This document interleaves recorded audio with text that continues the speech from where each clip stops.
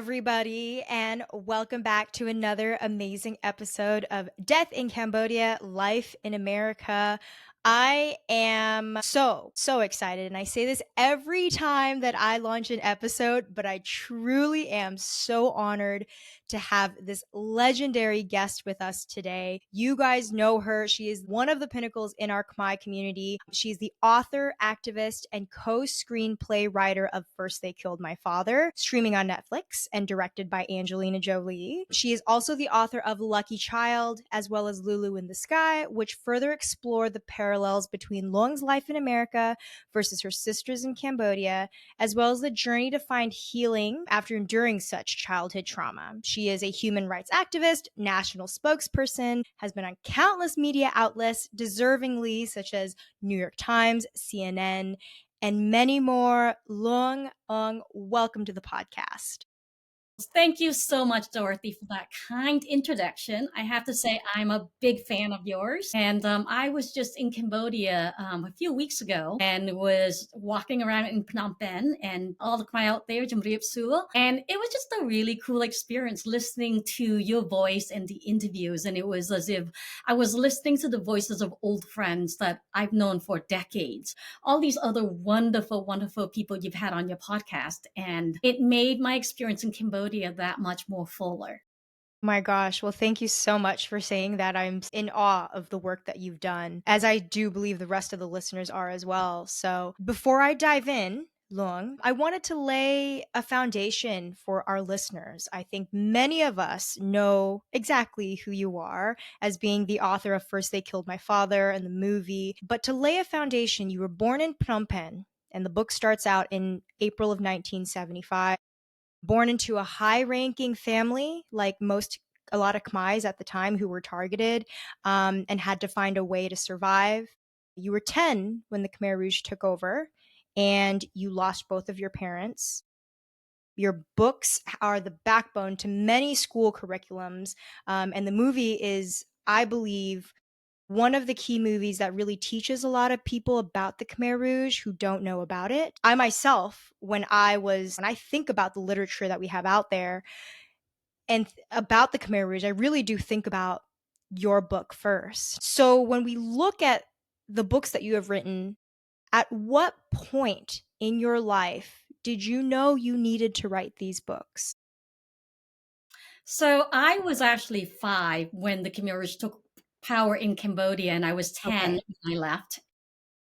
You know, for years coming to America as a 10-year-old girl, then living in Vermont, a predominantly white state in America, as beautiful as it was, and so many wonderful things about the falls and the mountains and the friends we made. It was also a place where I didn't have many people to speak to about my story, and people just didn't know. And I think the one time I tried to speak about Cambodia, some little girl told me she didn't believe me. Oh, And wow. so for me, it really resulted in holding my story as if it was a curse. And it wasn't like a small little curse that you could just throw salt over your shoulders and have it be over with, but it was an epic horror novel, Stephen King storytelling epic kind of curse where it was the kind of thing that defined me in America. And because it was a curse and because it was a burden, I didn't want to have that history part of my story to define me. I didn't speak about it. And what I did was I wrote in my journals. I wrote in my diaries because the story had to come out some way, one way or another. So a writer to me, a writer writes. That's how I communicate. That's how I make sense of my experience or revisit my experience. I decided to take the journal pages and turn them into a book, a dream of a book anyway, was that I woke up to the news on April 15, 98 to the news that Pol Pot, the Khmer Rouge leader, had died. And in one of his many interviews, he actually said that what he did in Cambodia, he did for love.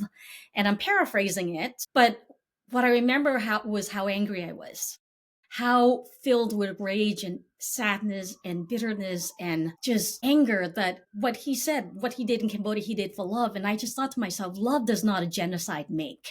Love does not torture. Love does not harm. Love does not kill. Love does not take children away from parents. And so it was on that day that I dreamt of the idea to publish my words into a book, to show people my version of love, the love story that my parents taught me of nurturing and support and protection. And the love stories that is real and true to this day that exist in Khmer and in all these other countries that we live in. And did you, I mean, writing in a journal is completely different from actually writing, feeling confident enough to write and publish a book. Did you feel like you had always been a writer or you always had it in you, or was it something that you took your journals and kind of retransformed it and into what it is today? My degree was in political science, so I really didn't know I could write a book, and I still don't know if I can write a book. You To be can. You can, Lung. I can tell you from the outside. I worked really hard on it, and I think I am such an avid reader. I love books.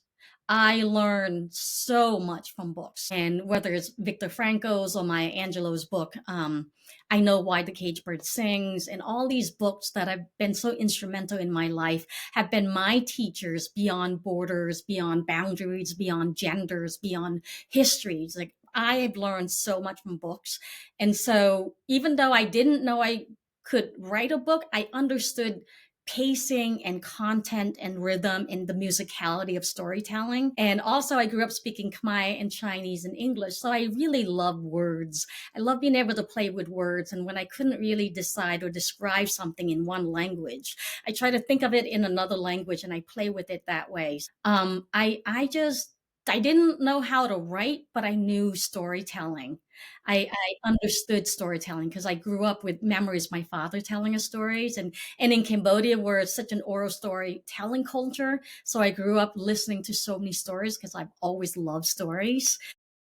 So when I sat down to write, I just knew even if my writing wasn't good, I would know how to tell a story. In one of your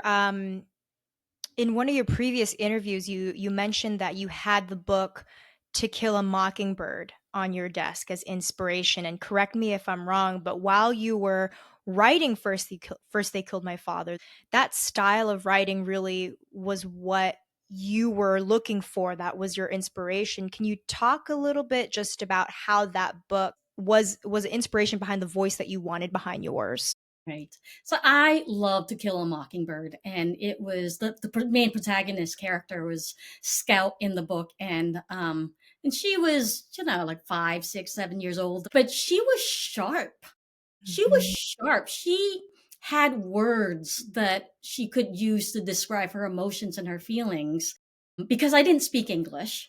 And so when people first met me, they didn't know I had a voice because I was so silent.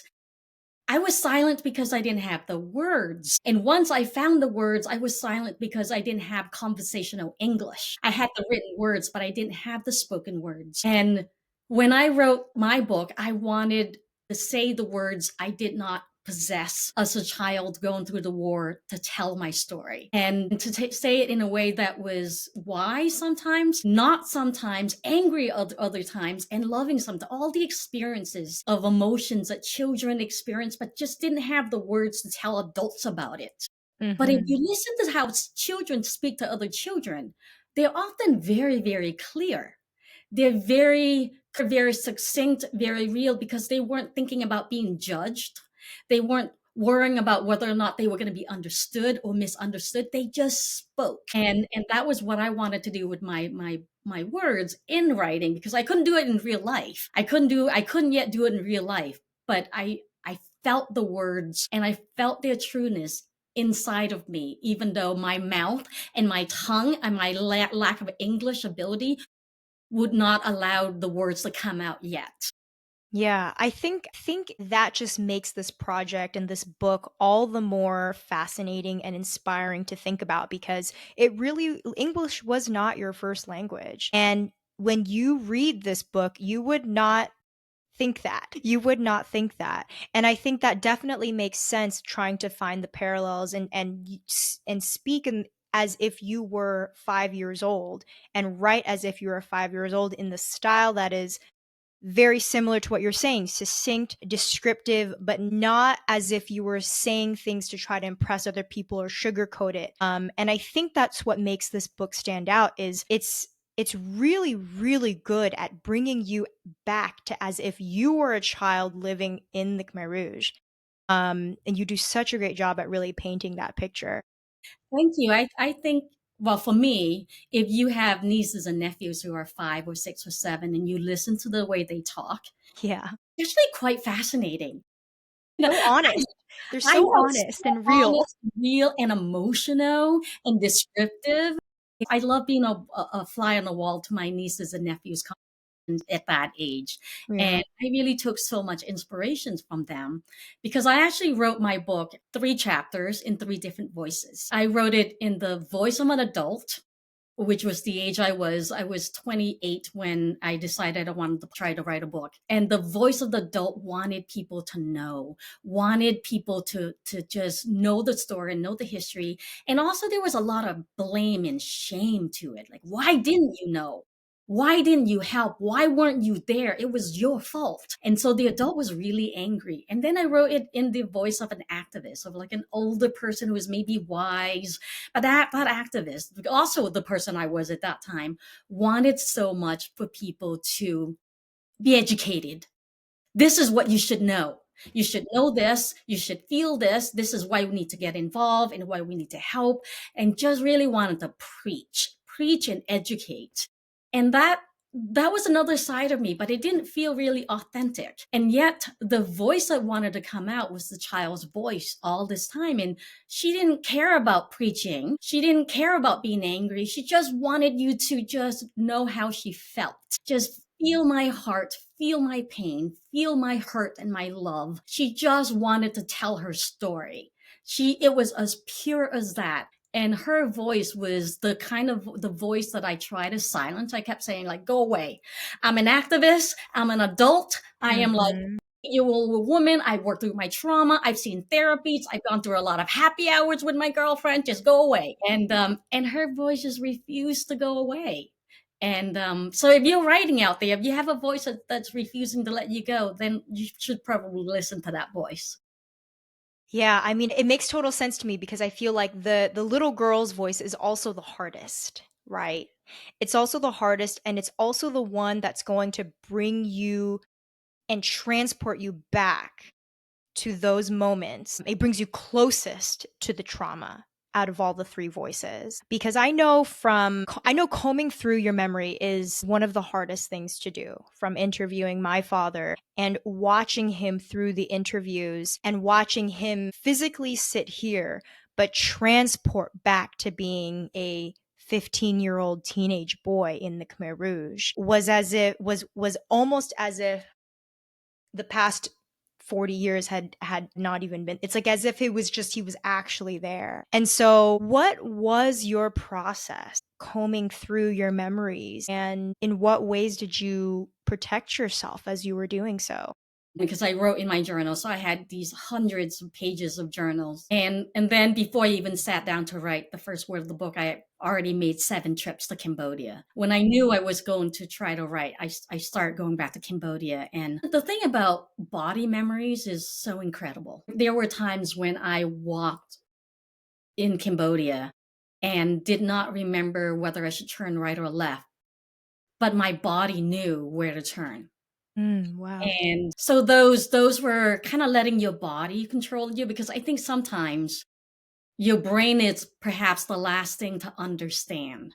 Your brain is perhaps the last thing to be able to decipher the information, but your heart knows, your body remembers, and your DNA somehow it's inherited a lot of legacies of your parents' strengths, your grandmother's strength, your mother's stories. So when I was writing, I had to be really aware of that I wasn't trying to produce a brain story. I Mhm. was trying to produce a story that was in touch with my heart, with my blood, with my DNAs, with my spirit, with even Buddhism, my father's Buddhism. That was a really many great layers of protection because it wasn't about me. When you're able to really wrap yourself in all these layers, it became less only about your story, and you become a channeler of so many of the things that you're bringing in or that's put in. I know I'm sounding a lot like woo woo right now. It makes sense. No, it does make sense. And there must have been a way that you figured out a way to protect yourself while you're writing this, right? Because I mean, you're not only writing in the little girl's voice at the time where the trauma had hit you the most, but also um there had to have been a process in how to do that, because it is extremely difficult. As I said, I've seen it happen in front of me with my own father and interviewing him. So it does make sense. I mean, I know what you're It's saying. pretty cool too. I mean, it's so great too in that for me, being able to wrap yourself around in layers of other connections made it feel so much more less alone. And that is the scary part of writing any kind of about any kind of traumas, is how isolate you become through the process, and even more isolating and so alone in the experience of going in deep. And but if you are always with somebody, if you're always with a spirit or with a love, then you become less alone in the process. So, and now I envision writing as akin to going deep water diving. Mm. And the surface of the water is your story, and then you're hopefully there's a boat on top of the water, and that is that's your anchor, and you hopefully have lots of other people on the boat with you, your father, you, your friends, happy hours, whatever it is that give you light, love, and laughter. And when you go down into your story, you are actually dropping yourself and holding onto a cable that you hold on to into the depth of the under the surface. And at every 5 meters, you want to pause, you want to look around, you want to feel your heart, you want to feel your skins. The deeper you go, the less oxygen there'll be, and the more pressure will be on your skin, on your heart, and then equalize. And if you're not disoriented, if you're not in pain, if you're okay, then you go in another 5 meters.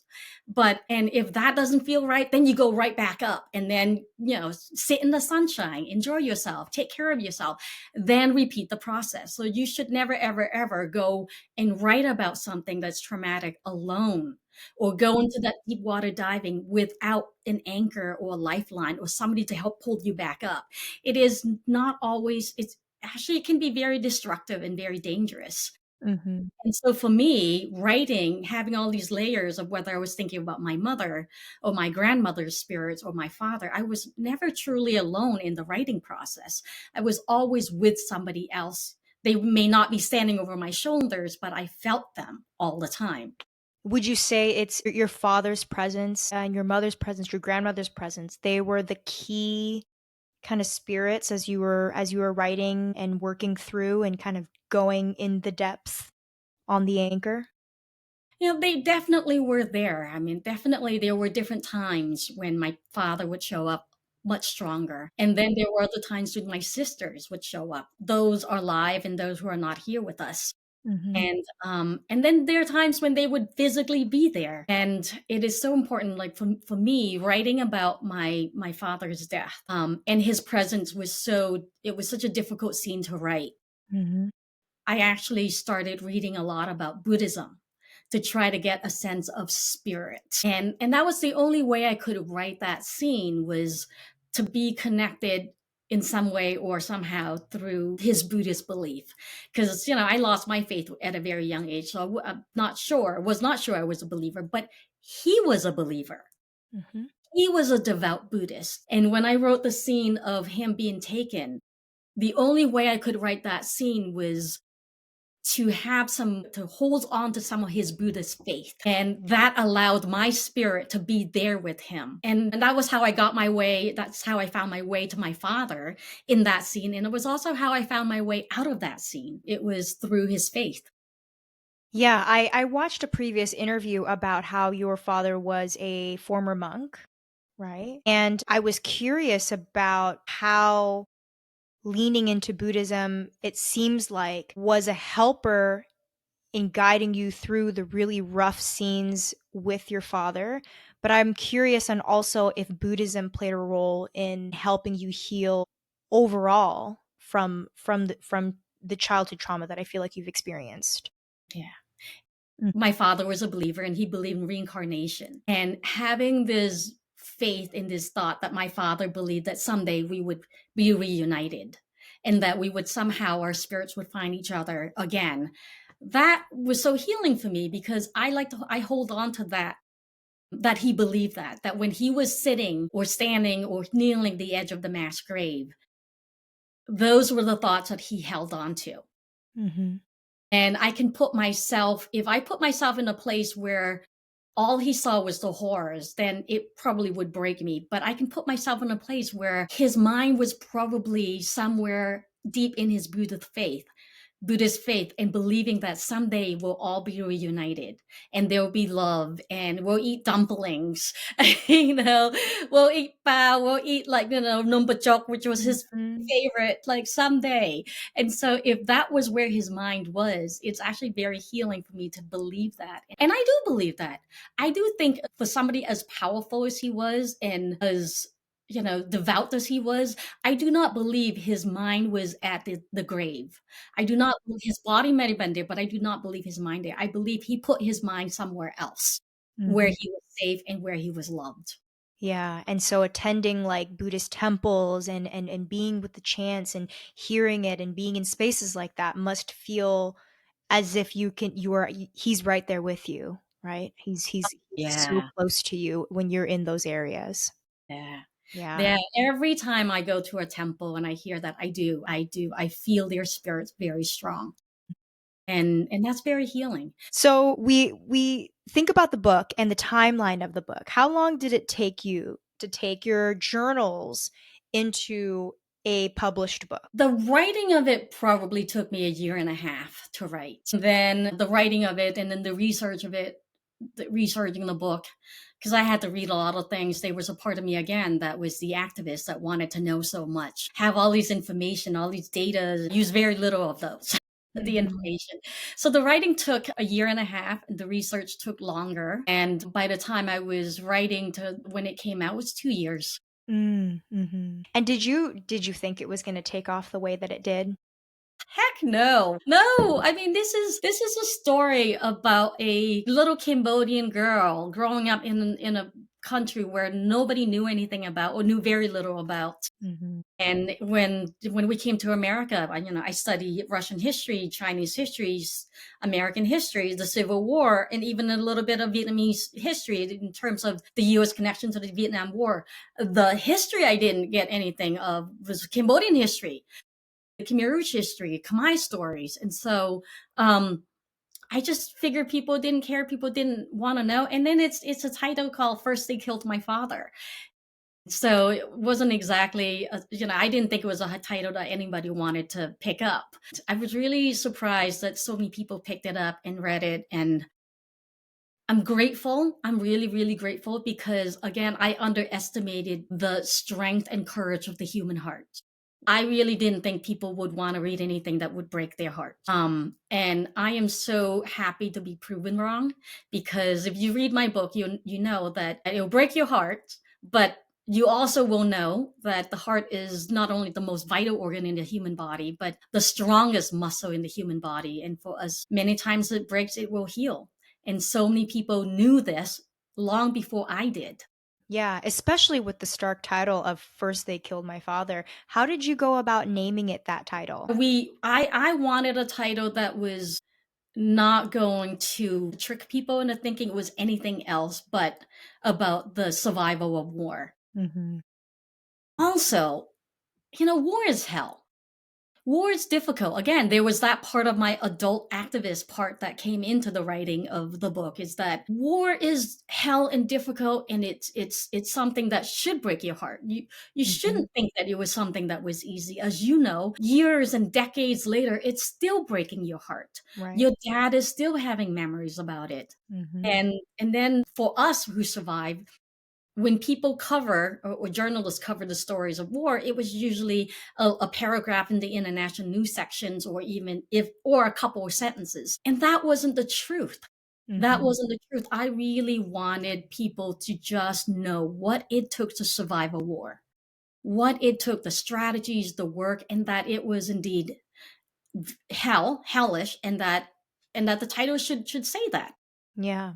Yeah. No, I think I I think that this book is named as it should be, right? Because it's not meant to be a pretty name, and it's not meant to be talking about a pretty topic. This is a very, very horrific thing that many of our community had experienced.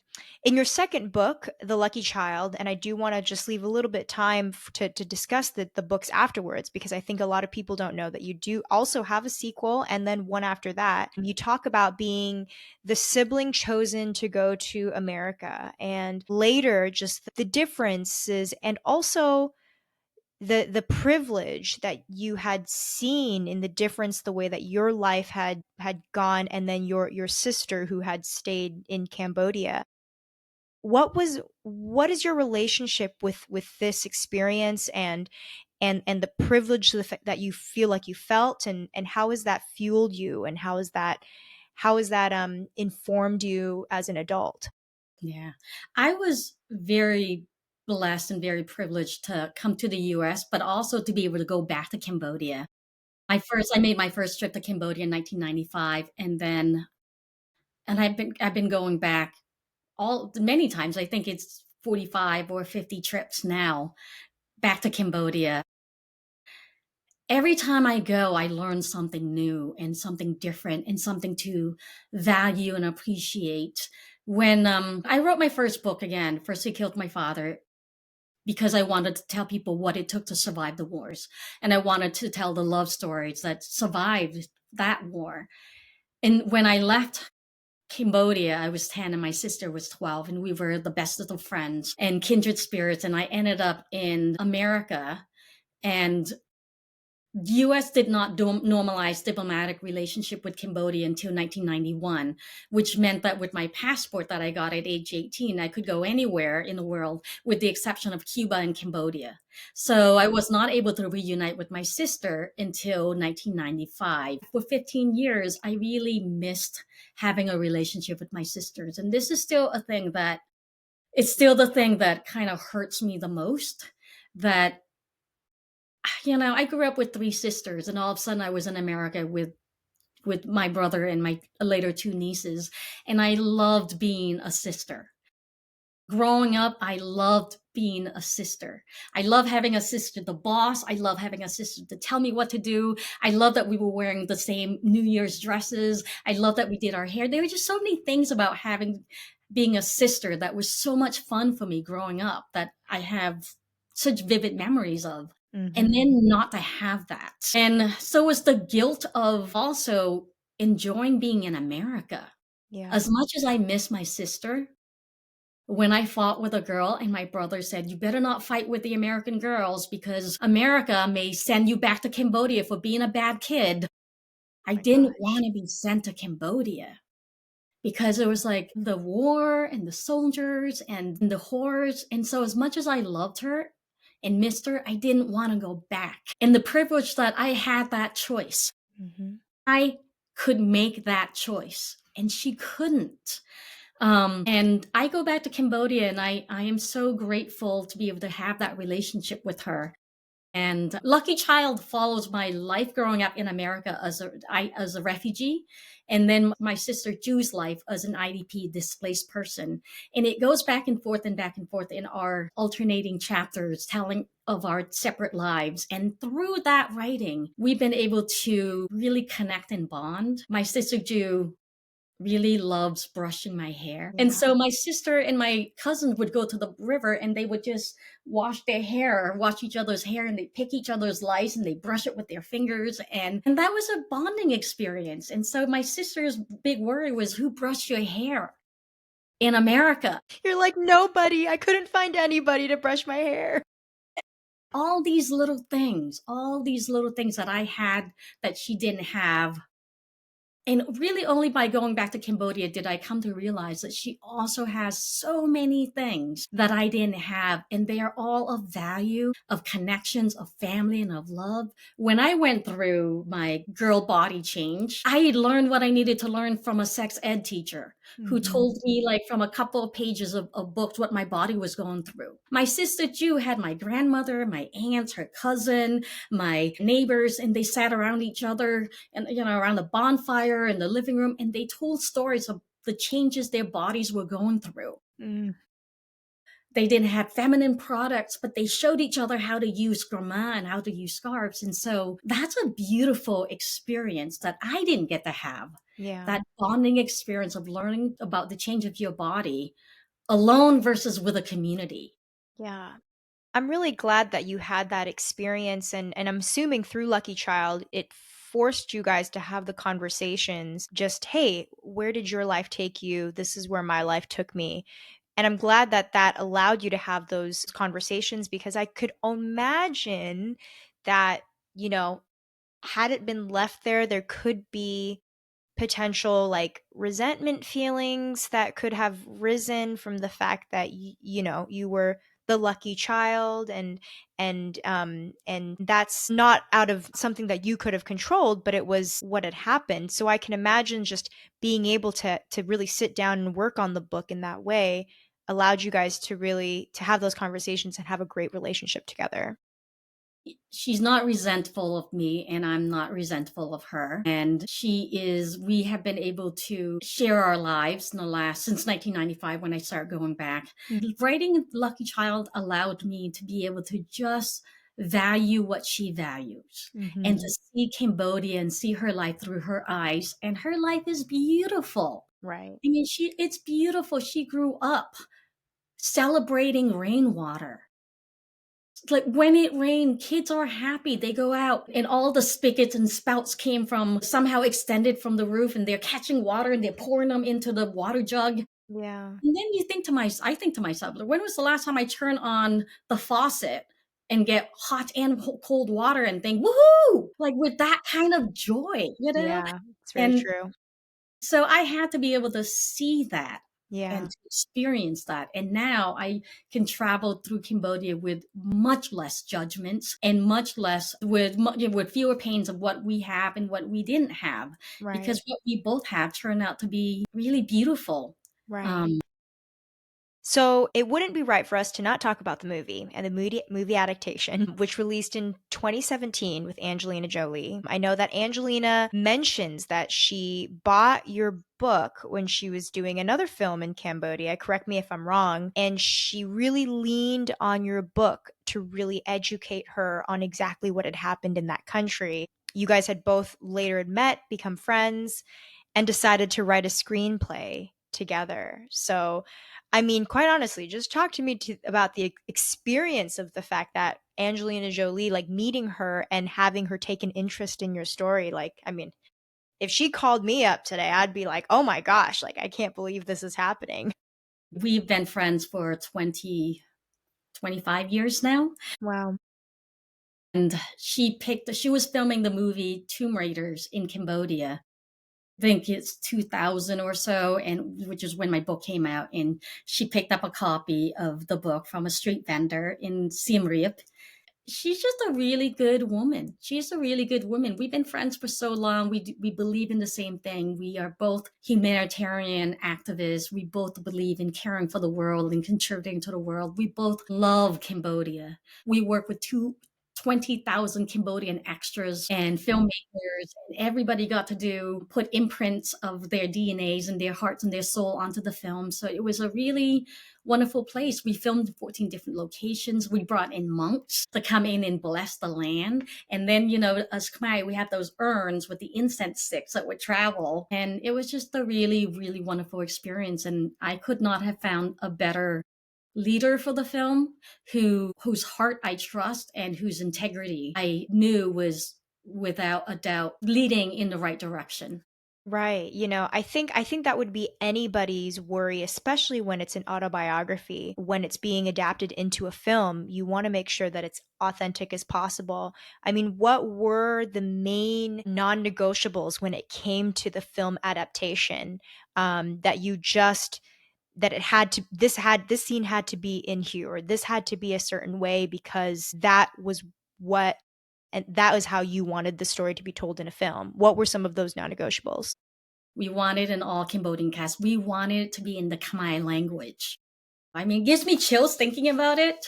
It's a big Hollywood film, and the Khmer language is really Yeah. beautiful. Yeah. And I wanted to. I just think any other language just wouldn't have the same soul, the same feel. And so, how we worked it with the Netflix was that we'll have the dialogue not be really, really long. It will almost be a silent film. There's not going to be, when you watch it, you're not going to have to read pages and pages and pages of dialogue. And we'll work on the interpretation of the dialogue. And then we also wanted to shoot the whole thing in Cambodia.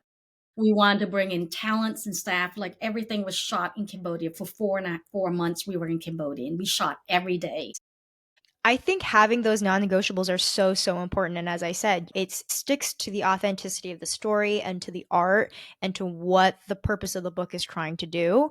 How was it to watch your little self on screen and actually physically in front of you see these scenes from your book in real life? I can imagine that would also be triggering sometimes in some ways because it just feels like you're reliving it again, but actually on screen. So talk to me a little bit about what that experience.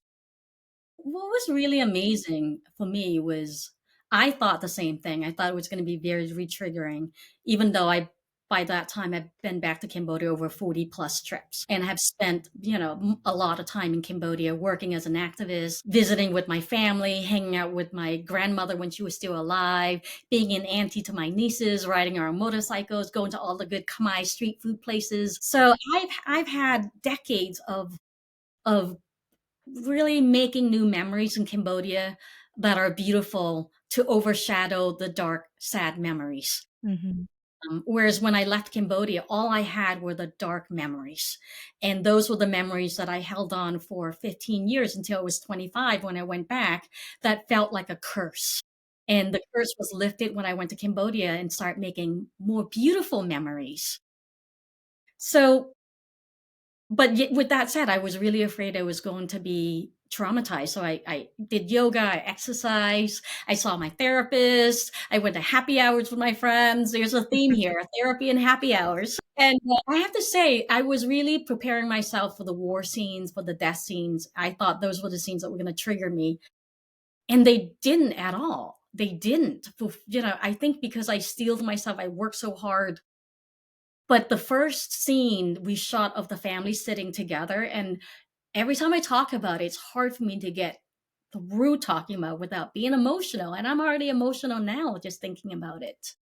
Like when we shot the scene of the nine of us sitting together at the dinner table and just the characters playing my father, my mother, eating, rice and and like the cha on the plate and the kids kicking their feet under the table and just playing and jostling with each other was that was how it was for us. And I have not had a memory like that since I was 5. Throughout the war and throughout my life, that was a memory I held on to in my head. That's why we wrote the scene like that, Yeah. because that was a memory that I hold so dear to me. And when I saw that scene, it broke me. It just broke me. I was crying and I had to leave the set. And it was surprising to me because I did not expect that scene to break me. I thought all the other scenes would break me, the horrible scenes, but ultimately it was the scene of family and love and beauty and grace that broke me. Mhm. God, life is so interesting. Yeah. Creativity is so interesting. Yeah, and so Yeah. that was re-triggering in some way. Well, I think it's giving you a scene that you wish that you had more time of, and it takes you back to a time before everything went south, everything went dark. And it makes complete sense that that particular scene would be the one that really triggers the emotions, because for just a little moment there, you've got a capsule of what life could have been, right? Or was. When you look back on your life's work, Lung, the activism, all the stuff that you have done, what would you say is your main goal and your main purpose of everything that you've done so far in your accomplished life? Well, that's a really good question. I think just to be a decent human being. I mean, I've been privileged and blessed to have found really good work, and um, really, really fortunate to get to go to college, to get a scholarship to go to college, to work for 3 years at a domestic violence shelter where I learned about the resilience and the strength and beauty of a mother's strength to keep their kids safe, to meet a really wonderful guy who I've been with for over 30 years now, and to have some of the best friends. I don't need to be great. I don't need to do all these things, but it's important to be a good person.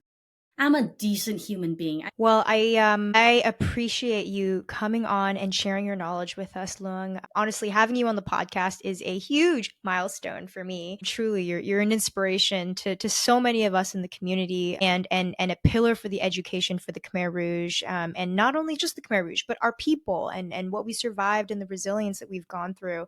Being able to write these books and having the tenacity to take it to the heights that it has gotten to is really, really incredible. So I'm just in awe of what you've been able to accomplish. And not only that, your positive attitude at the end of it all, at the end of the day, as you mentioned just now, being a good human being, having survived everything that you've gone through and the trauma that you have, it's really amazing. So I just want to say thank you. Thank you so much for all that you do. And I want to thank you. I really mean it. I enjoy your podcast, and I've listened to so many, and you do such a good job. You ask very thought provoking questions and also very kind questions. And you're doing good work. You're doing good work. And I hope you keep going. I know I've written you a long email about season 3 already. You have. Thank you for that. Thank you. I've actually taken those tips to heart. So thank you. Looking forward to hearing and listening to season 3. Thank you very much, Lung, for coming on.